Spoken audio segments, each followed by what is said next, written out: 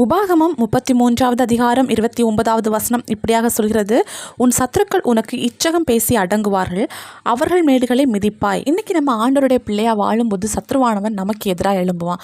அவன் ஏதோ 2 கொம்பு வச்சுட்டு பிளாக்காக அப்படிலாம் வரமாட்டான். ஆனால் அவன் மிகவும் தந்திரசாலி. நம்மளை எப்படி வந்தால் எப்படி வீழ்த்தலாங்கிறது அவனுக்கு தெரியும். பொதுவாக மனுஷங்க மூலம் தான் அவன் செயல்படுவான். நம்ம கூட மனுஷங்க இருப்பாங்க, ஆனால் அவங்க நமக்கு எதிரியாக மாறுவாங்க. நம்முடைய வீட்லேயா இருக்கலாம், இல்லை வேலை ஸ்தலங்களாக இருக்கலாம், இல்லை ஊழியமாக இருக்கலாம். எதுலையாவது சத்ருவானவன் மனுஷங்க மூலம் உட்காந்து செயல்படுவான். அதனால தான் அநேக மனுஷர்கள் நமக்கு எதிராக போராடுவாங்க, நமக்கு விரோதமாக பேசுவாங்க. அது மட்டும் இல்லை, அநேக மனுஷங்க நம்மளை ஈஸியாக ஏமாற்றவும் செய்வாங்க.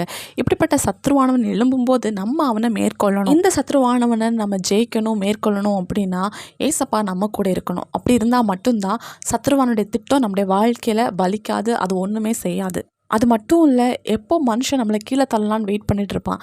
அவன் வெயிட் பண்ணுறதுக்கு முன்னாடி ஆண்டவர் நம்முடைய தலையை உயர்த்துவார். சத்துருக்கள் நமக்கு முன்னாடி அடங்கி போவாங்க. அவங்களுடைய மேடுகளை நம்ம மிதிக்கும்படி ஆண்டவர் செய்வார்.